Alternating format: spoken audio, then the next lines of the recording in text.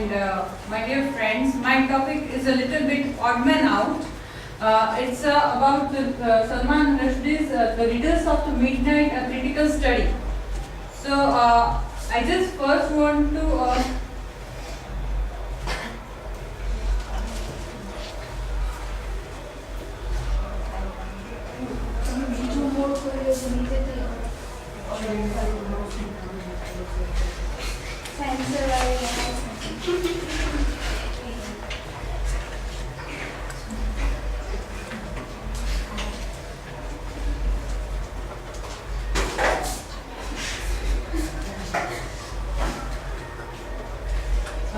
I just want to introduce some points about Salman Rushdie. That first point is Salman Rushdie is an intellect arbiter. He is also the purveyor of the pop culture and critic of the colonization. Second, it is difficult to distinguish him as a novelist or essayist or travel writer or screenwriter, etc., because he has excellent in every writing, and also have it is his new creative way that as a fiction he takes history as a base and make a fictional writing from it. Controversial surroundings. Controversial surroundings means he is used to be in controversy. He is also outcasted from the India and lived in the Britain. Although he has enough guts to oppose the British view, the colonized or Eurocentric views by living there and writing in his writings. Having a great erudite, he remains aloof from ordinary sphere of existence, abstract, aloof and distance. Though he is very sensitive writer, he is, we can say he has his own existence and carry forward the T.S. Eliot's views about the writer, that he is aloof, abstract, aloof and distant, and he is quite far from the ordinary sphere of existence. Imaginary homelands. He himself says about imaginary homelands that it is a books draw new and better maps of reality and make a new languages with which we can understand the world. This is with the reference of post-colonial writings, because we tend to read what they colonized people or British people make us to read. Now he himself is with his own lenses, with his own perspective, presenting the facts behind the scenes. And he is writing that I as a narrator, in his all the essays, I as a narrator who is consequently talking with the people and make fun, taunt and hurry with the people in the essays. Having symbols figured from the different meat systems, he has, we cannot compare him with the T.S. Eliot, but we can simply say that he is aware about the all cultural myths and use it very subtle way, or the way the Indians or the colonized country people can understand it and read it. Cultural exchange cheapens the literature. According to him, the cultural exchange of the literature and writing, for example, the Commonwealth literature and this writing is cheapen the classified and ethnicity of the literature. Here I also quote from his original book saying that is history to be considered the property of the participants solely, means here he also put questions the history of the history of the power people, of the power position, and he wrote that is it necessary that what the participant is saying is only the history. Sometimes there is history can be seen and it is have different view from as a viewer or. Pardon? Sir? Don't disturb right now. Continue. Go out. Sorry. Is history to be considered as a property of the participants solely? So is it only the right of the power position to write down the history? There can be a different history, there can be a different feelings, there can be a different kind of sufferings and expectations and conditions from the periphery position.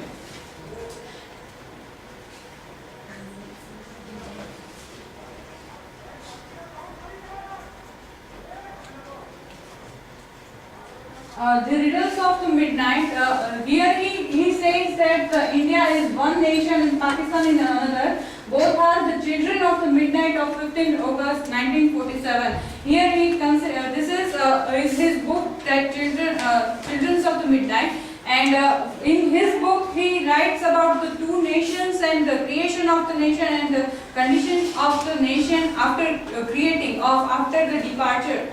Then he also questioned that does India exist? It is very much relevant questions of today's time also, that I want to give an example of the very eastern states like Assam, Manipur, Mizoram. They do not feeling that we are one India. So this can be questioned that does India exist? There can be word used for such big territory and realm with great natural resources is communalism. For India, who has great resources and can enjoy every kind of seasons and resources from the nature, having great popularity, having one very big political domestic nation, can be word used communalism for it, as there are nothing. India is party with the religion. To simplify that, he gives us the examples of a people who goes with the religion. Just they goes with the political party having their own religion, but they don't have enough guts or strength to castrate the communal riots.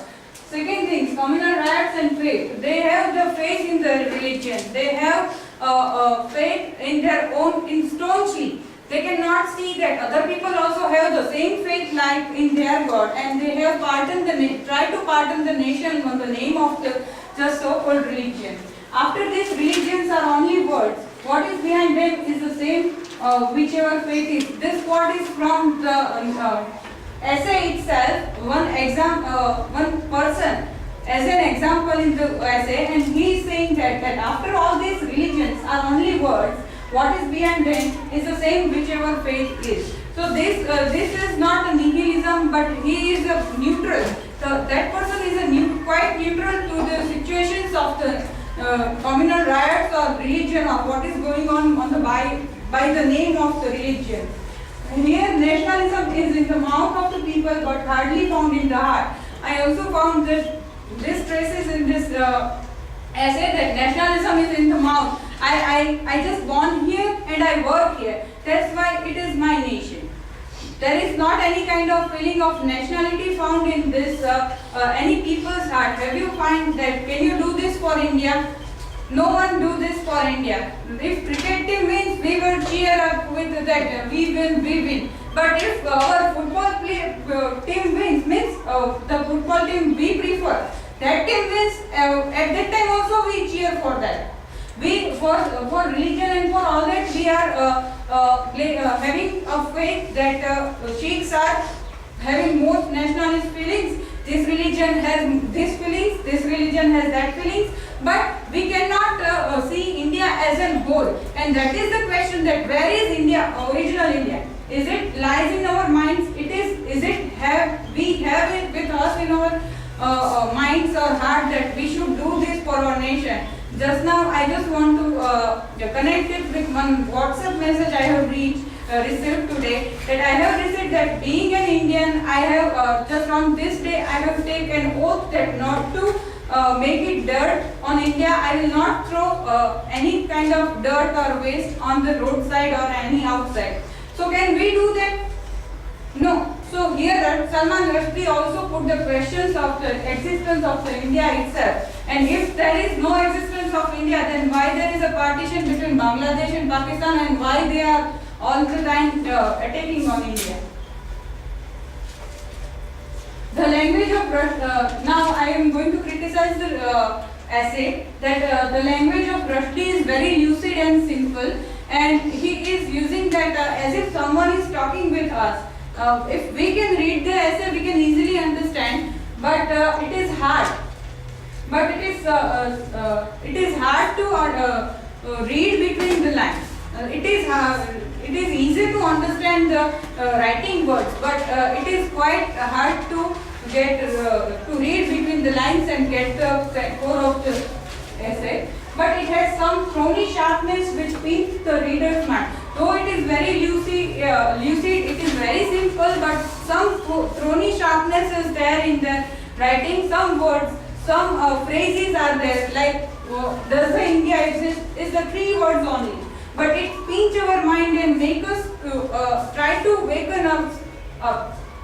And Rushdie also uses the parentheses in the illustrative way. Rushdie uses the parentheses in a way that it gives illustration or it gives the supportive of his arguments and convinces us very well. And he has given good examples to elaborate his point and makes arguments rhetoric. His arguments is not argumentative way or literary way. His argument is convincing and rhetoric, as he gives such characters as an example, as if and we feel familiar to that character. So that is from my side. This is my references link and shade. Thank you.